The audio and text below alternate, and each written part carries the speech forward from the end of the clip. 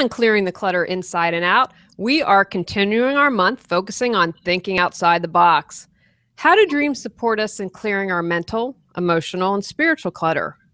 How can synchronicity in dreams lead us to release clutter in our waking life? If you dream about garbage, does that mean you have extreme clutter in your life? Learn how understanding your dreams helps you in personal development as we discuss clearing clutter through dream analysis.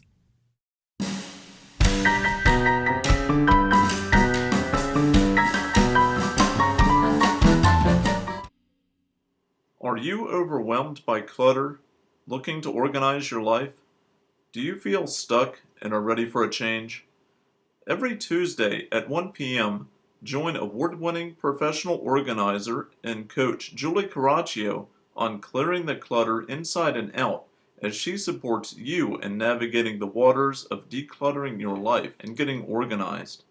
Julie thinks outside the box and examines clutter in all areas: physical, mental, emotional, spiritual, energetic, and more. Ready to live a more joyful and fulfilling life? Hey everyone, I'm super excited today. I'm always excited because I love doing this podcast, but I'm not an expert, but I've always been kind of an amateur when it comes to analyzing dreams and using those in helping me become a better person. Have you ever had monkey mind and you're trying to solve a problem? One thing I'll do is before I go to sleep, say, hey, I need help in solving this problem, and keep a notebook and pencil beside my bed. And a lot of times I'll wake up with a solution. Or another times I have used it to help clear emotional clutter, not realizing if I'm finished being upset with someone or if the bigger issue is about me, which it usually is. So I found dreams to be very, very useful tool. And again, we're thinking outside the box, we're stretching here because there are numerous ways to clear clutter. And I want to encourage you to use many tools for your toolbox. Now I'll tell you about today's guest. Margaret A. Harrell is a 3-time fellow at McDowell County for Artists. In 1981, after the shock of a death and personal initiations that followed, she took a sharp turn into spiritual growth. About the same time, she synchronistically started studying her dreams. Her dreams became an important contributor both to her spiritual discoveries and her writing. In Zurich, she studied at the C.G. Jung Institute from 1984 to 1987, where she had a dramatic confrontation with the self. She has written a 4-volume memoir, This Keep the Quiet series. Currently, she edits books, teaches light body meditation courses in Raleigh, North Carolina, designed towards self-awareness, and is a cloud photographer. Welcome, Margaret. Hi, so glad to be with you, Julie. Well, I'm excited to have you. Margaret and I have had conversations before the interview, and I love what she does, and she knows a lot about dreams. We'll talk about her books later, but you can gain a lot of insight there as well. So, Margaret, how can our dreams support us in clearing clutter? Well, it's hard to keep short answers, but I will. The answer is in almost every way. The reason it's in almost every way is because think of us as having a consciousness and then a lot of things we're unconscious of. That's always relative to the person. So dreams try to mediate. And so if you need to know something that you're unconscious of, if you have a bias and a perspective, dreams try to come out of the unconscious and help you see differently. So it's like you have a wise friend, and sometimes the information can come from very mysteriously almost anywhere. It's like you have a wise friend who sees things differently from you. So I want to give an example. When I didn't know so much about dreams, I was at the C.G. Jung Institute in Zurich, and I had so many opportunities. You can go to this course, to this event, and it was hard to choose. So at one point, I thought I would ask my dreams, should I go to this particular event I was interested in, but something was bothering me about it. And as I slept, I saw a beautiful bed. It was flowers or plants of some sort. They were beautifully planted. They had water. They had fertilizer and sun. They needed nothing. They needed to wait to grow. But however, I was going to add more fertilizer. So if I added more fertilizer, I would probably kill the little young growth. And so the dream was, in that case, really easy to understand through my question, because the dream was making an analogy. It was saying, you can go if you want, but you've got this beautiful planted flowers, and they don't need any more stimulation. So it was saying going to the event is overstimulating, over fertilizing. And it was comparing, therefore, the way our growth evolves to the way a plant grows or something else, some other life form grows. And one of the ingredients it needs is time. So I love that because, when people have clutter, it's about delayed decisions. Don't want to make a decision. And so it becomes clutter. So that's a perfect analogy. Now, you had mentioned within that about correcting bias, that dreams allow us to do that. What do you mean by that? All of us, I think every single human being, will see things in a limited way. They will have access to certain information and not other information.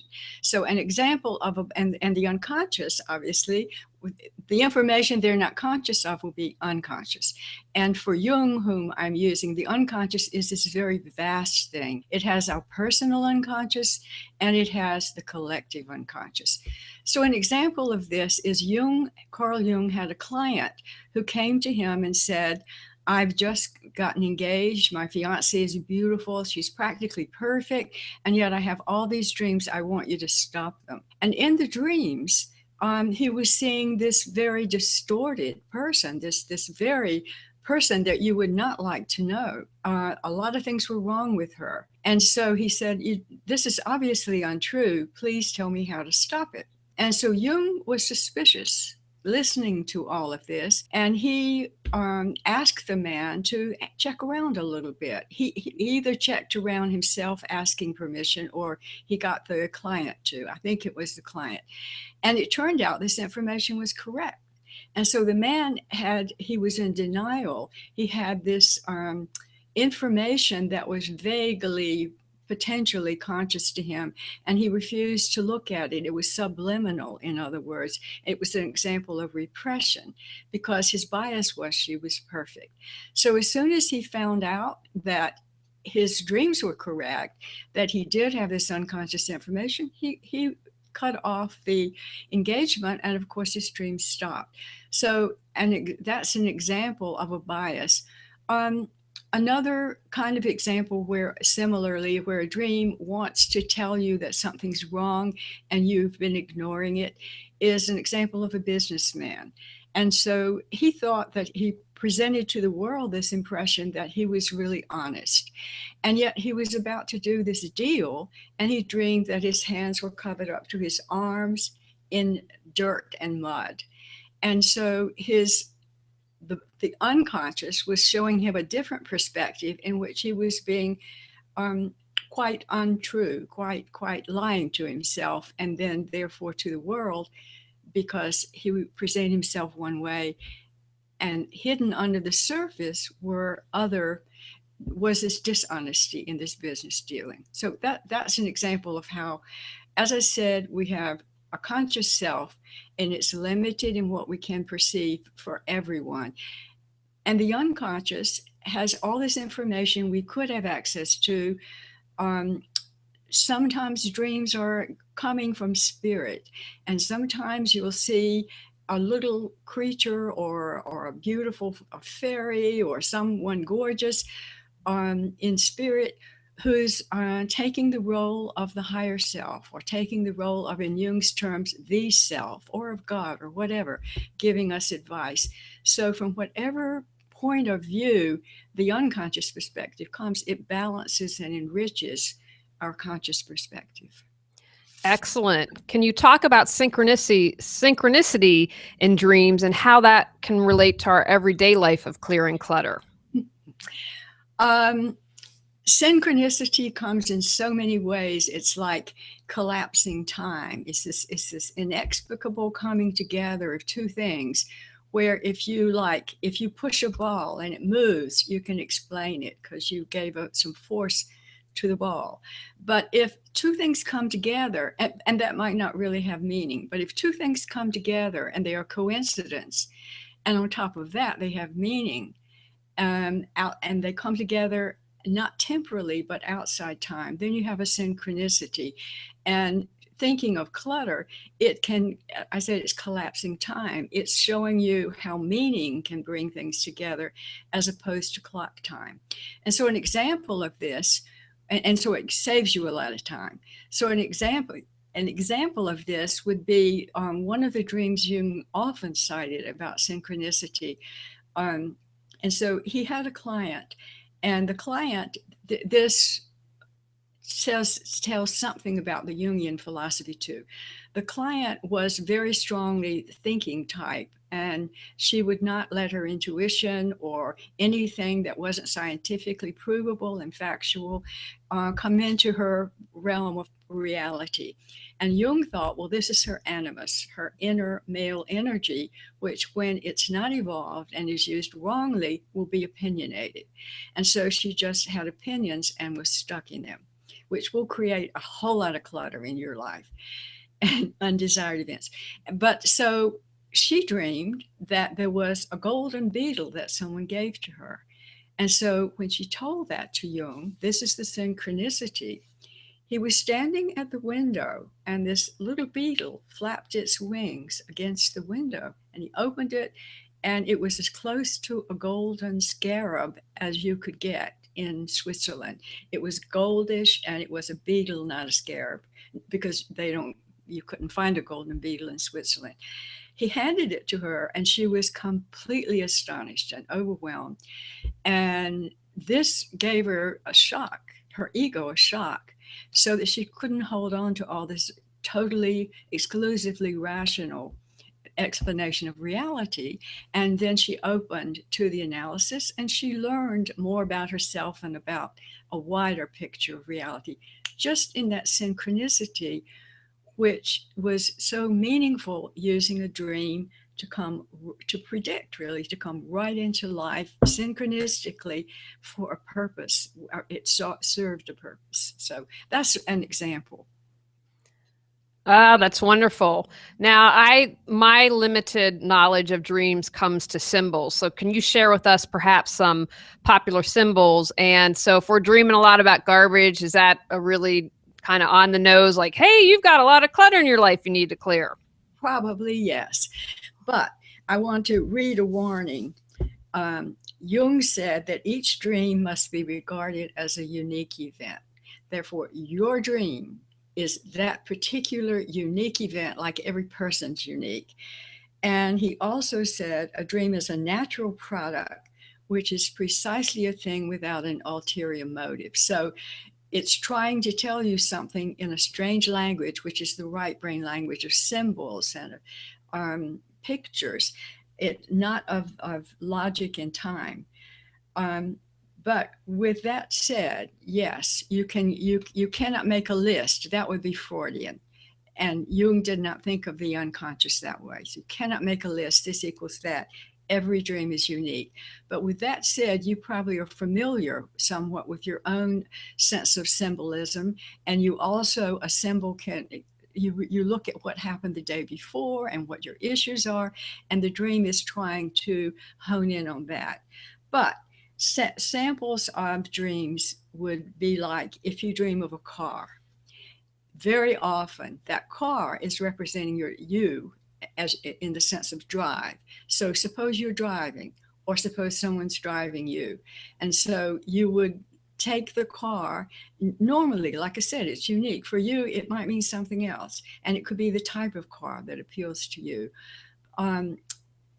If it's a bus, it's probably a collective means of transport or collective issue.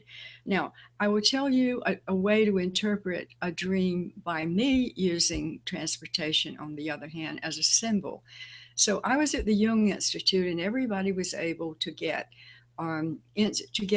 wonderful sample of analysis, the Jungian style with real Jungian analysts. And you couldn't, give up such a privilege. So I did it for a short time, and I loved it. And she discovered a side of me that was not my prominent side, and I loved that. However, I thought maybe I should stop. And I had this dream, and it was answering my question and my conscious doubts. And in the dream, I saw an airplane, and I saw something like a bus or a car. It was two choices of how you get somewhere. And it was showing me that in my particular case, if I wanted to go to this destination the slower way, I would continue with the analysis. But if I wanted to go the faster way, that is through my own intuition, I would be able to get there just like that. And so for someone else, the airplane might have meant something different, but I'm very intuitive. The airplane was intuitive. But yes, if you see a room stuffed with antiques, you might be thinking that you have some old ideas. It might be beautiful. The antiques are beautiful, but on the other hand, it might be trying to tell you that you're thinking in old-fashioned ways. And if you see anything, as you said, related to garbage, it's probably going to relate to something like your clutter and that you need to have a spring cleaning or something like that. That's wonderful. And I really appreciate you reminding us that everything's individual. And so different things will mean different things to people. And one thing that I always stress, and like when I'm working with someone, is that you have the answers within. It's only my job to support you to help tease out those answers. So I think that's really important to tell people that.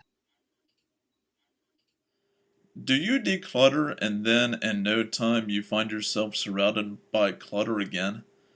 Have you tried to let go of your clutter but just don't know how? Are you stuck when it comes to releasing clutter? Are clearing the clutter inside and out, releasing and affirming MP3s support you in all areas of your life? Physical, mental, emotional, spiritual, and energetic. Learn more at reawakenyourbrilliance.com.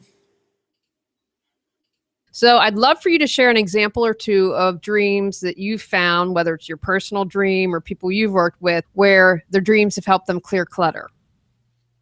You see, Julie, I think that I want to go back to my premise.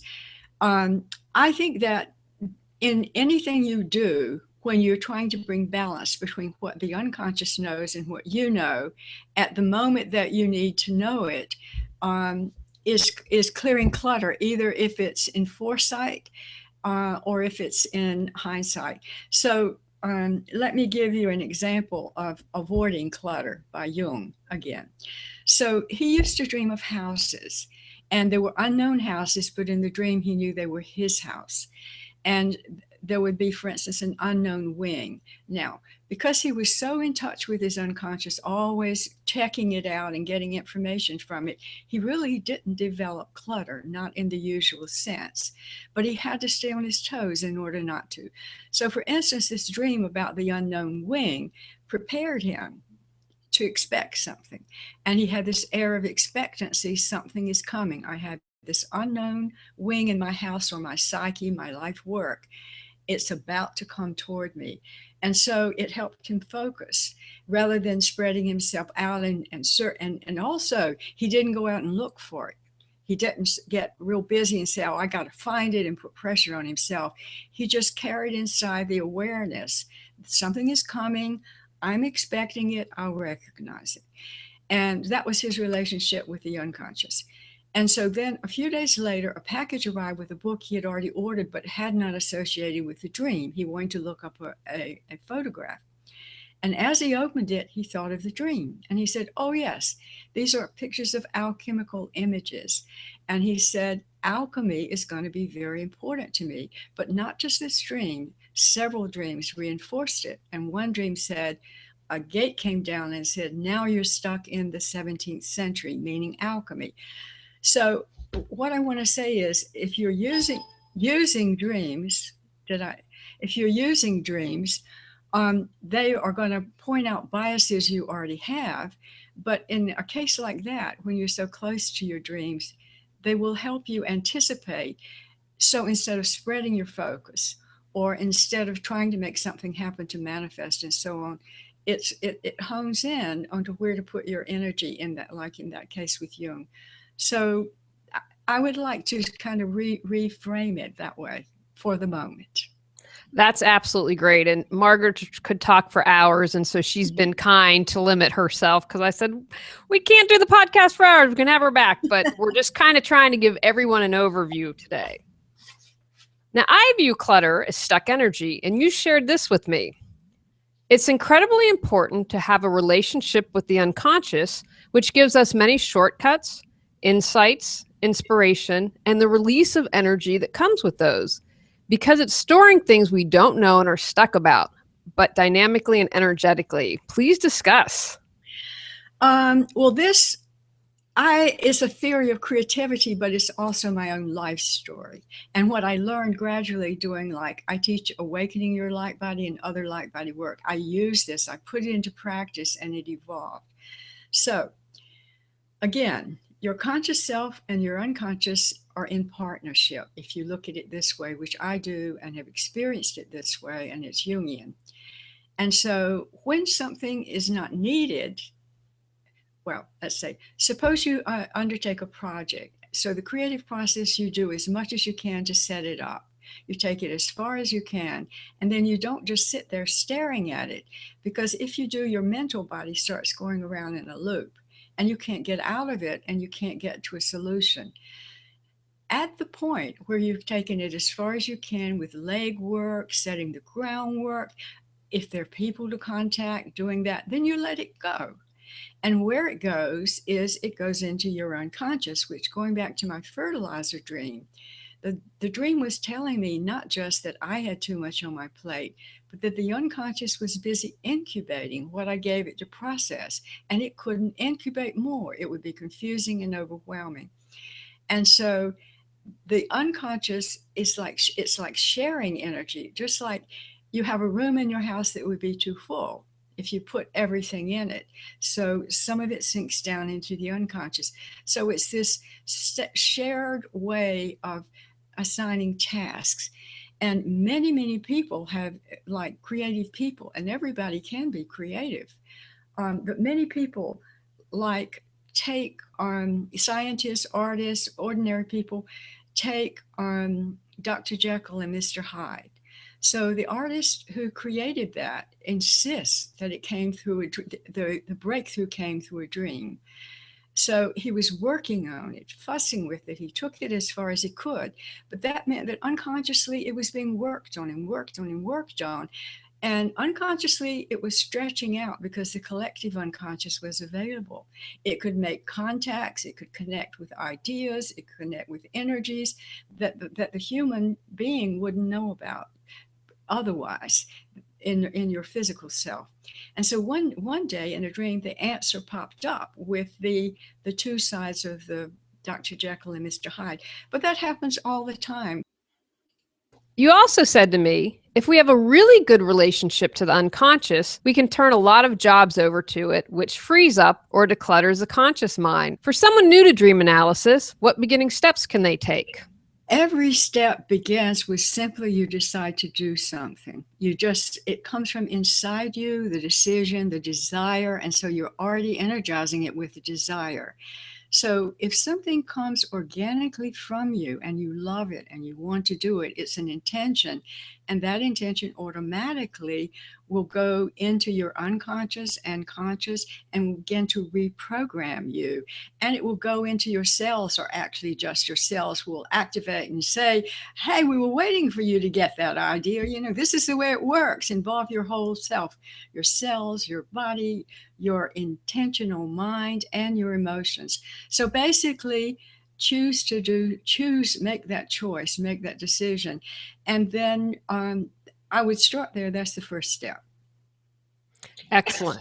Now, I wanted to know, I had mentioned earlier at the beginning of the show, I told you I keep a pen and pad by my nightstand in case something comes in the middle of the night, because I've noticed I'm doing a lot of lucid dreaming and waking up often. So I do that. And then the other thing is I say, okay, I'm stuck here.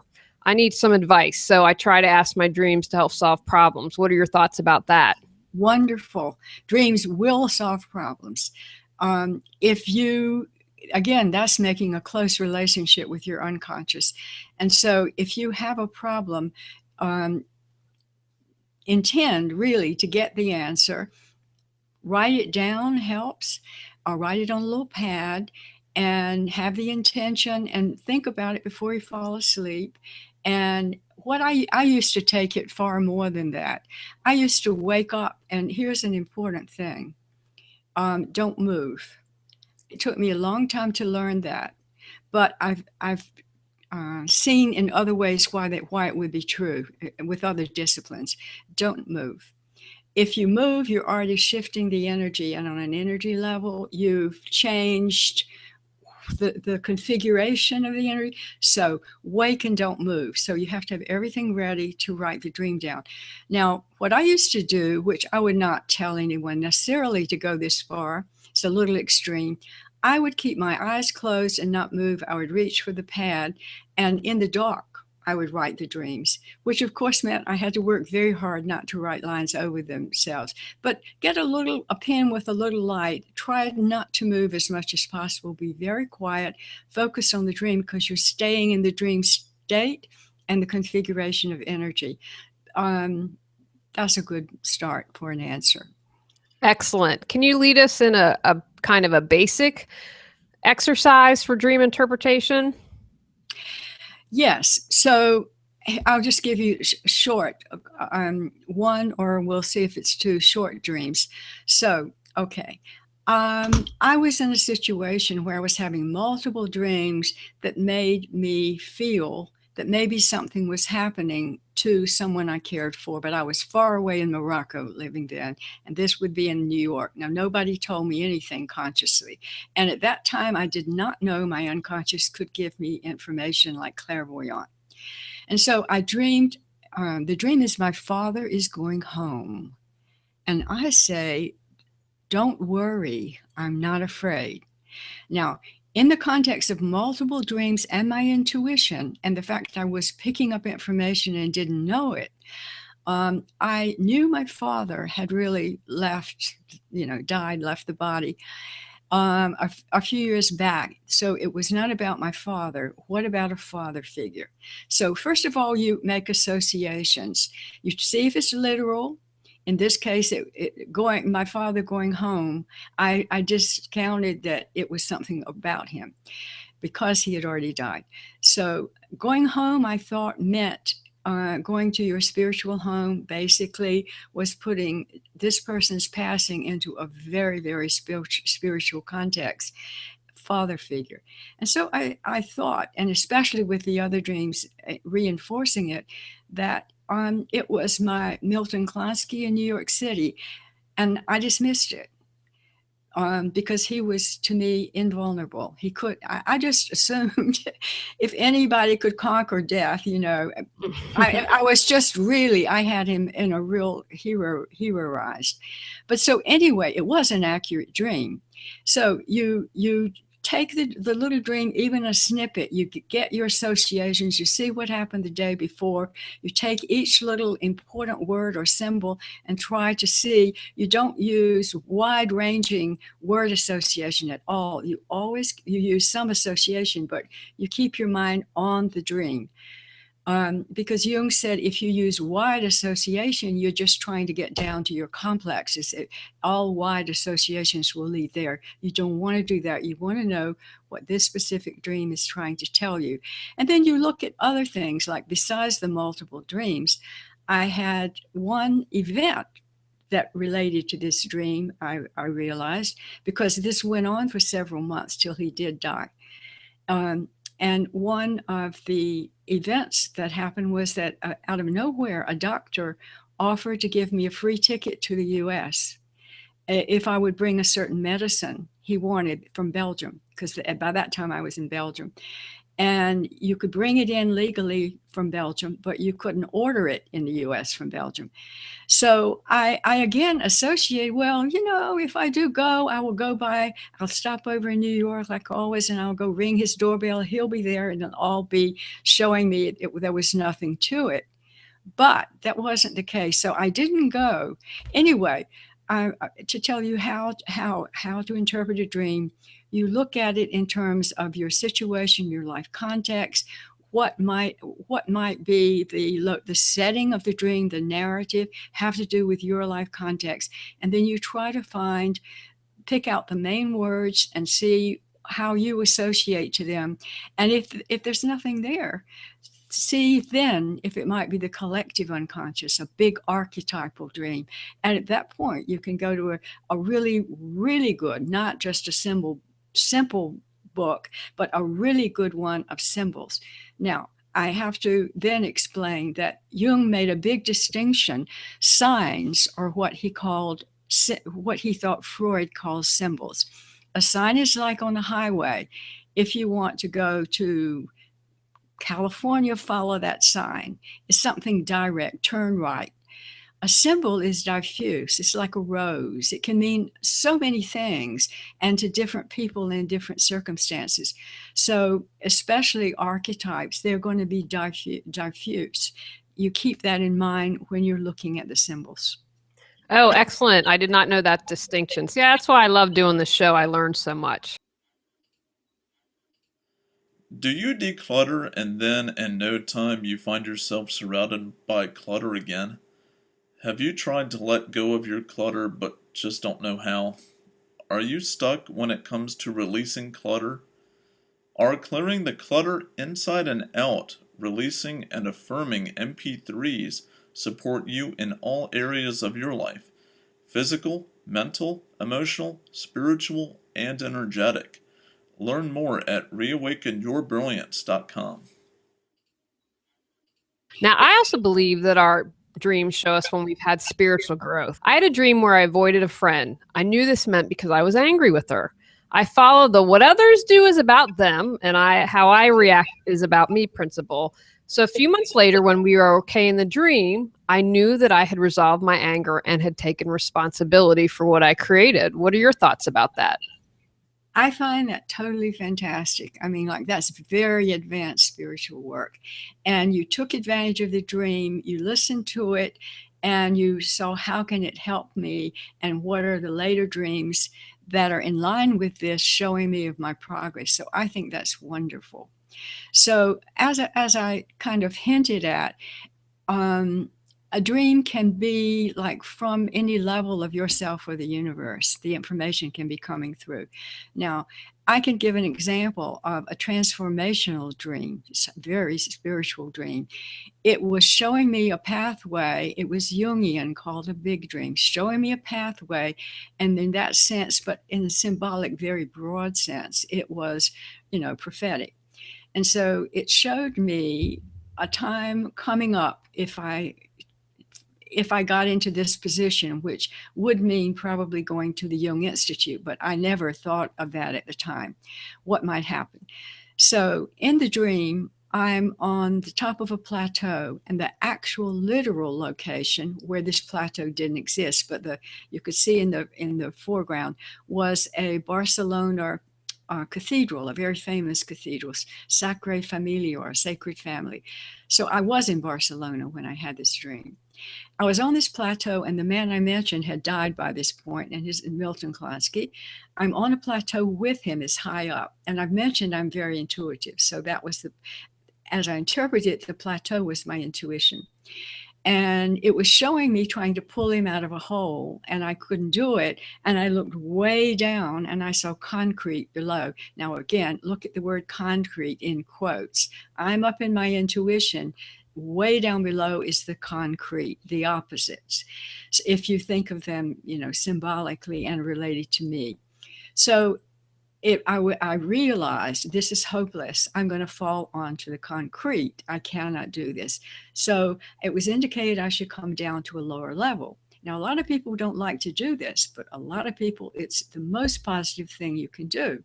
Come down from the heights of your intuition and get your opposite personality function active and participating, and you'll find that it knows things as part of you can expand into.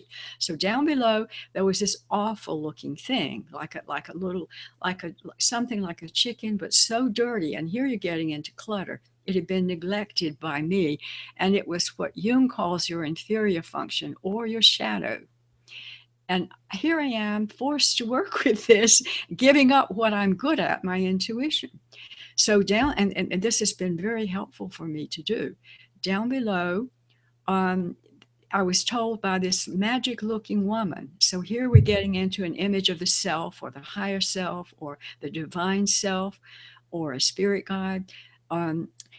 This magical little woman, she told me to take this thing that I thought was a monster and had neglected, but was me in another aspect. Take the shadow of me and put it under a fountain. So I've got to clean it up. Now, it turned out Zurich is called the city of fountains, and it has fountains throughout. So in one way, you could say, this is a call to Zurich. It didn't have to be, but it turned out to be. And so I held it under the fountain and watched. And of course, time is passing outside of the dream. In the dream, it looks pretty fast. Dream clips, it cleans, it cleans, it cleans. It's so full of just black stuff falling out. And it gets all cleaned up and it becomes a little fish. And so the dream was promising, she had said, the woman, it would become a delicacy. So it was telling me that my shadow was filled with light, but my neglect of it had caused it to blacken and be tarnished and get functionless and unusable and basically be embarrassing to me. But I had no choice. My intuition could not communicate on an everyday level. This side of me could. And here she is talking now, because this is the side of me that could talk in everyday language, but I had to clean it up. So that is a transformational and spiritual dream, which was calling me to action.